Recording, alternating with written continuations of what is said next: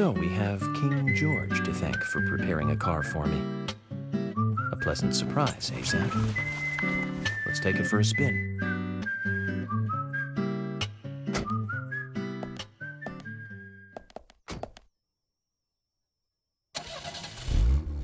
I have to tell you, Zach, this place simply amazes me.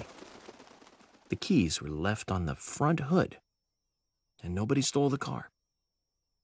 Values. This town has what the country needs. Values.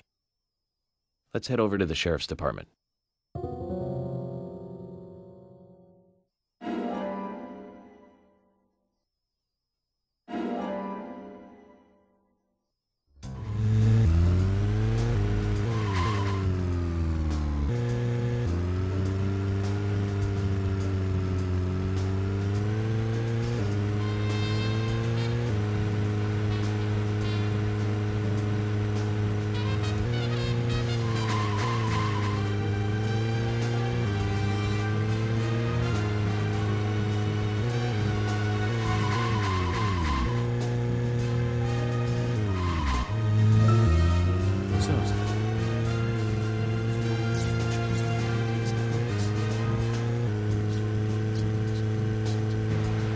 Even if they do, it's a trailer and the visual quality is pretty bad.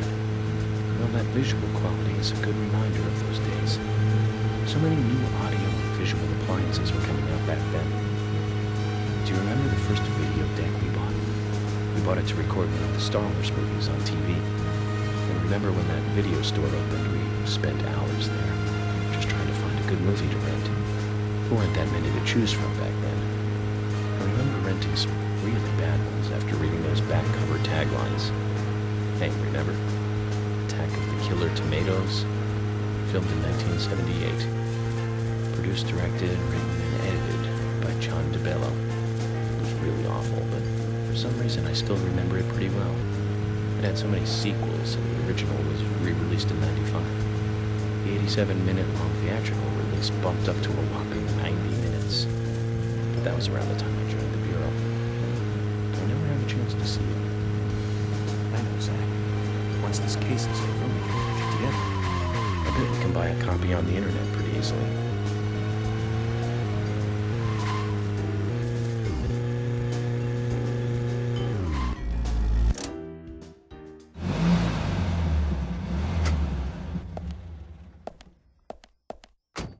Zach, is there something here that you want to check out? We're supposed to go through Anna Graham's file at the sheriff's office, but if you want to act on a hunch, then I'm with you.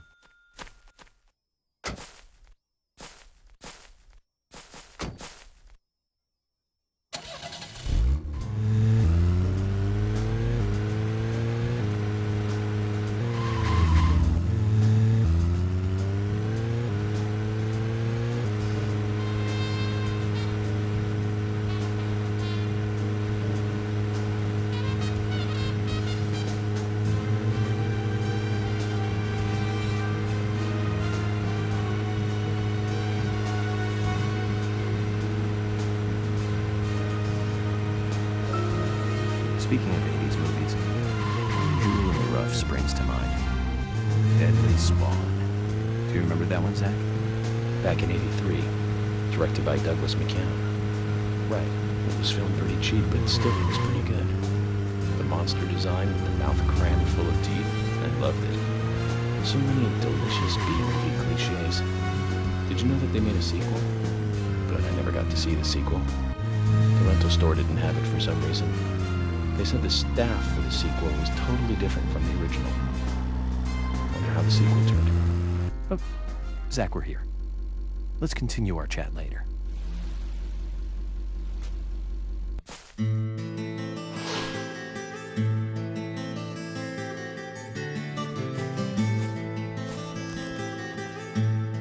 That's one fine building for such a small town. The exterior woodwork is spectacular. Don't you agree, Zach?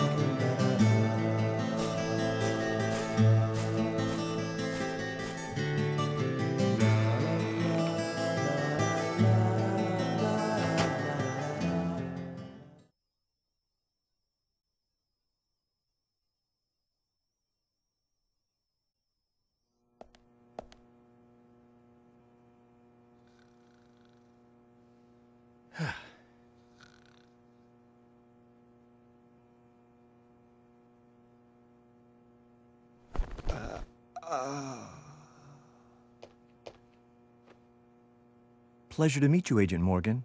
We've been expecting you. I'm Thomas McLean, the sheriff's assistant.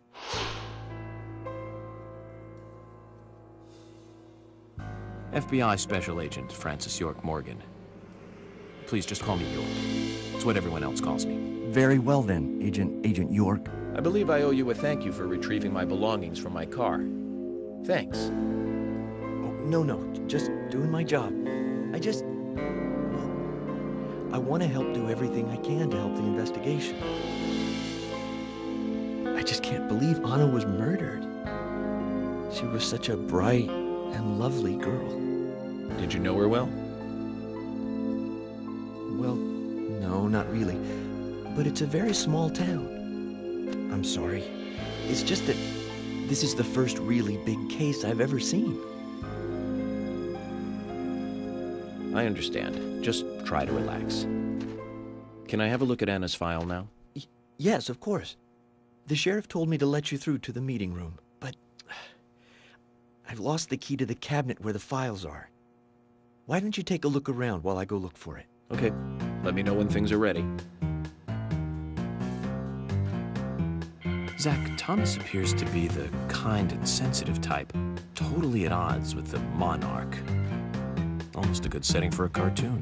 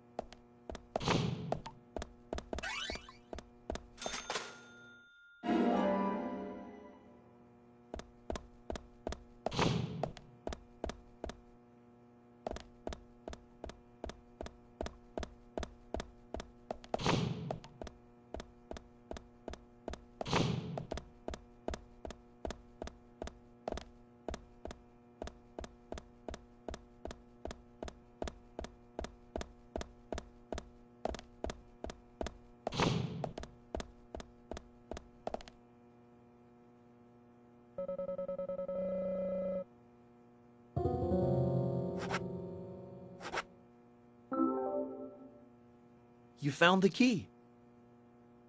That's the right one?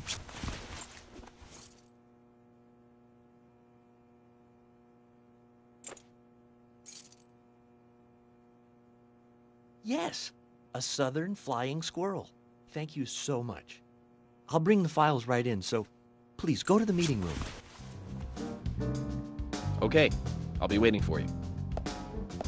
Well, Zach, we just got here, and we've cracked a big case already.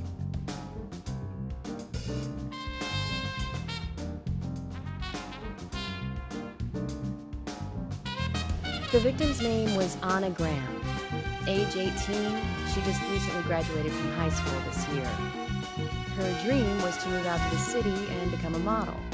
But for the time being, she was working in the A&G diner here in town. She lived with her mother, Sally. Anna's father died in an accident in a lumber mill when she was a child. Her mother is unemployed and lives on the insurance money from her husband's accident.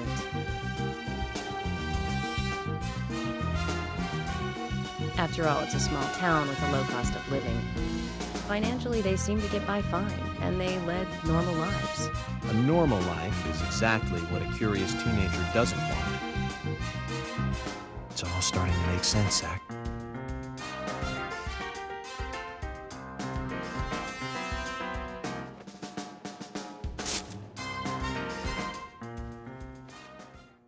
City folk, huh? No, I take that back. All of them can't be as bad as him, and some should have better manners. Huh. This is a good biscuit. I've never tasted a biscuit this delicious. Where in town can I get these? Well, actually, baked them myself. That's amazing. What are you doing in law enforcement? I'm very particular about biscuits, I'll have you know. The balance of milk and butter you've achieved here. Oh, my. Agent Morgan, the autopsy's ready. You are welcome to accompany me to the Greenvale General Hospital. Emily, you come too. Thomas, stay here and tidy up these files. Yes, sir. We're going to use the car outside. Let's get going. You might think this is just a small-town police investigation, but our inspections are thorough and solid. I'm hoping you won't slow us down.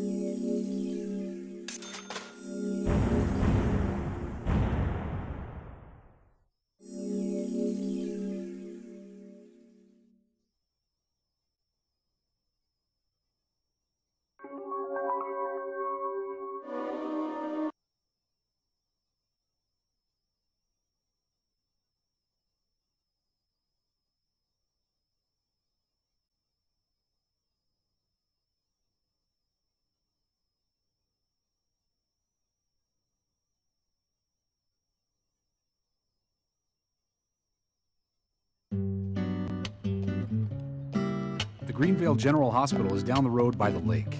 It's too far to walk. Come on, get in the car. If I'm riding in a car, George, I prefer to be the driver. Can you provide a car for me? What are you talking about? You don't even know how to get there. Which is another good reason for me to drive, George. I need to learn my way around town. Oh, man. Very well. Then I'll ride with you. I want to keep an eye on you. Fair enough. Just one thing, Agent Morgan. Your involvement in this case is limited. That means you don't have to learn your way around town.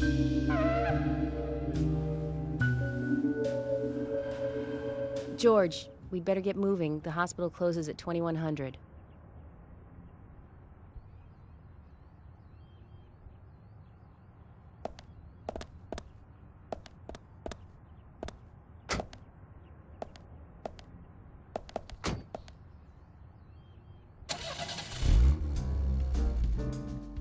Agent Morgan, get us there quickly, but drive within the speed limit. Just because you have a badge doesn't mean you can drive like a maniac. George, what are you, his mother? We just need to get the autopsy results. Agent York isn't accustomed to the town yet. Give him a little slack.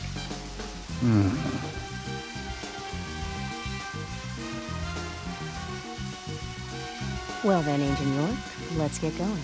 Sure, sounds good.